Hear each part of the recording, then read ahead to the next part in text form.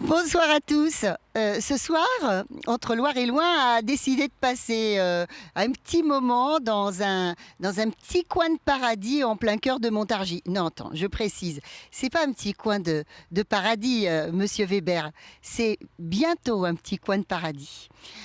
Alors, on se trouve exactement au 9 et 11 rue Raymond Tellier à Montargis, dans une maison absolument historique, du moins un ensemble de maisons absolument historiques, rénovées en cours de rénovation par Thomas David et Sébastien Plouchard. Thomas, raconte le début de l'histoire. Déjà, c'est un sauvetage. Oui, c'est un sauvetage. C'est un sauvetage d'une maison bâchée qui prend l'eau et qui est pleine de ronces. C'était quand? C'était en 2019. D'abord, les garçons, vous étiez fait la main sur une autre demeure qui a été également sauvée. Sauvé, qui était bâché, qui était dans un état épouvantable. C'était où? Boulevard des Belles Manières. Entre les deux, hein. Entre la rue Dorée et le boulevard des Belles Manières. Voilà. Alors cette maison, vous la connaissez bien, on y accède, enfin non, on n'y accède pas parce que c'est privé, mais en tout cas il y a un grand portail en fer forgé bleu avec un pont. Et il y a une petite tourelle avec des vitraux et dans cette tourelle il y avait des bains turcs. Il y avait un bain turc à Étuves. Alors déjà, cette première maison, vous avez mis combien de temps à la restaurer? On a mis 2 ans à la rénover. Totalement, la toiture, tout. Tout a été refait. Voilà, alors c'est vraiment un exemple de sauvetage de patrimoine privé en fait, voilà, à Montargis. Et puis la deuxième maison, quand vous rentrez dedans au début, pas du tout le coup de cœur. Ah non, on a fait demi-tour et on s'est dit c'est pas pour nous. Enfin, l'état était correct, mais l'ambiance était vraiment assombrie par une décoration des années 60-70.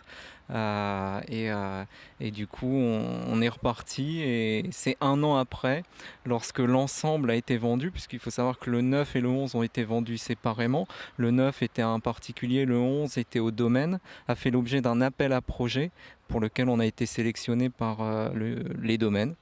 Et nous, notre intérêt, c'était vraiment d'acquérir les deux, puisqu'elles ont un grenier commun et qu'elles ont une histoire relativement commune. Alors, quelle est l'histoire de ces deux maisons et ensuite, quel est le projet? Alors, ces 2 maisons ont été réunies en 1636 par Antoine Laute, qui était un célèbre juriste, auteur des commentaires sur les coutumes de Loris. Et donc la famille Laute a possédé la maison jusqu'en 1725. Et on dit que un roi y aurait dormi, c'est ça? Alors Louis XIV est venu à séjourner et a reçu dans la maison la princesse de Savoie, qui était la maman de Louis XV, Très beau. lorsqu'elle arrivait d'Italie. Bon, alors donc formidable. Et quel est le projet qui a fait tilt pour les domaines? Alors le projet qui a fait tilt pour les domaines, c'est la partie du 11. Déjà, c'était notre volonté de préserver l'ensemble du patrimoine. Ça veut dire la maison sur rue, enfin l'immeuble sur rue et le petit pavillon côté canal. Et ensuite, nous, on a expliqué qu'on aimerait, dans un futur proche, c'est-à-dire sous 5 ans, l'ouvrir au public au travers d'un espace commercial de petites restaurations, salon de thé. Mais il y a aussi autre chose, tu es apiculteur. Oui. Et donc ici, maintenant, on a du miel de Montargis. Voilà, il est là. Voilà, on peut acheter du miel local. Raconte. Alors ça, c'est une passion d'enfance. J'avais 12 ans lorsque j'ai commencé. C'est un vieil apiculteur qui était agriculteur en biodynamie qui m'a pris sous son aile et qui m'a montré tous les rudiments c'est pas un métier, c'est une passion. Tout ce que je vais le dire en tant qu'apiculteur amateur parce que j'ai pas les mêmes contraintes qu'un professionnel qui vit de ça.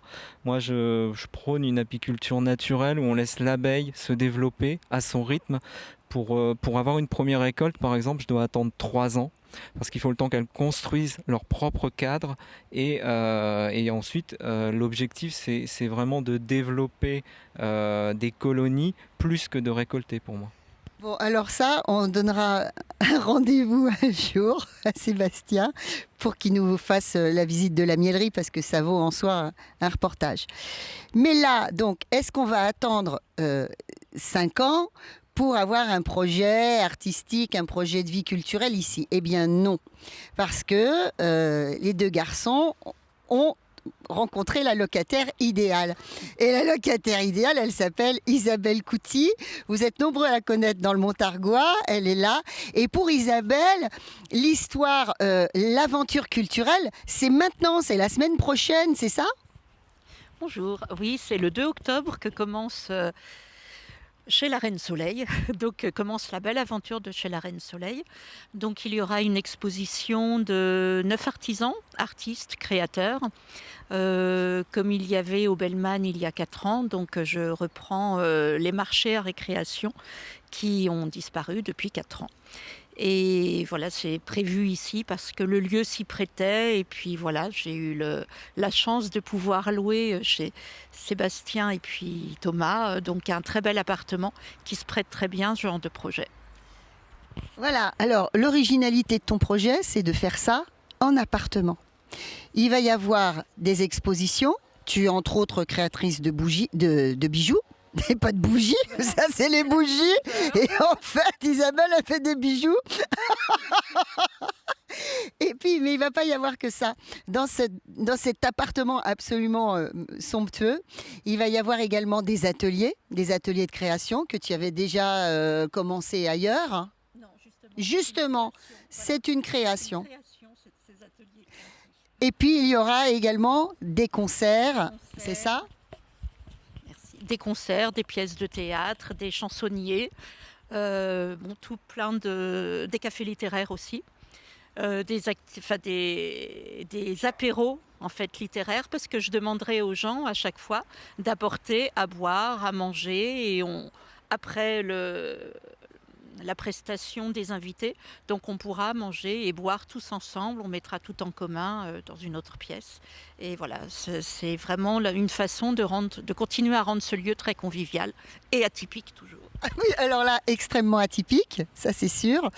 Et donc, dans ces concerts, il y aura une trentaine de personnes, une trentaine de privilégiés, sachez-le. On va s'arracher les places donc chez la Reine Soleil, c'est ça ? C'est ça, chez la Reine Soleil. J'assume tout à fait, parce que voilà, comme Louis XIV a dormi ici, que j'ai envie d'ensoleiller la vie de tout le monde, la vie de mes voisins aussi, mes propriétaires. J'ai envie de... Oui, puis voilà, puis c'est dans mon caractère, quoi, la Reine Soleil. J'avais envie d'avoir ma cour. Donc voilà, je vous invite tous, j'invite tous mes courtisans Mais oui, mais... à venir assister au spectacle. C'est bien. Alors, donc, la première date, c'est le 2 octobre, exposition artisanale. De 10h à 19h et vous serez... Comment ? Oui, de 10h à 19h et vous serez combien d'artisans ? On sera 9 artisans, artistes, créateurs, enfin on est tous mélangés pour vous recevoir à l'intérieur, chez moi, quoi, dans l'appartement. D'accord. Ensuite, le premier concert, c'est quand ? Alors, après le 9 octobre, il y aura un atelier cyanotype. Qu'est-ce que c'est ? Alors les cyanotypes, c'est un ancien procédé de photographie. Il faut qu'il y ait du soleil ce jour-là, donc c'est des impressions de végétaux grâce au soleil à partir d'un procédé chimique. Donc voilà, le 2 octobre, vous pourrez découvrir ce que je vous proposerai parce qu'il y aura des échantillons. Voilà pour ce jour-là, le 9 octobre. Le 15 octobre, il y aura un apéro littéraire avec Josette Chiche-Portiche qui a fait la traduction en français d'Autant n'emporte le vent, qui l'a refaite l'année dernière, demandée par l'État français puisque Autant n'emporte le vent est tombé dans le domaine public. Donc elle viendra vous expliquer tout le travail de recherche qu'elle a fait au sujet de cette traduction. Et le 22 octobre, il y aura un concert en hommage à Georges Brassens. Donc tout le mois, il y a des choses de prévues, des concerts, des activités, des manifestations de prévues tout le mois d'octobre. Et ben voilà, C'est bien, non? Et vous, les garçons, on patiente. C'est ça? Nous, on veut que ce soit bien fait. Voilà, on veut un endroit qui soit comme il doit être, on doit nécessairement pouvoir recevoir les personnes à mobilité réduite. Donc c'est des travaux qui sont énormes, donc on n'a pas d'objectif particulier, on veut que ce soit bien fait. Voilà. Merci. Merci, madame.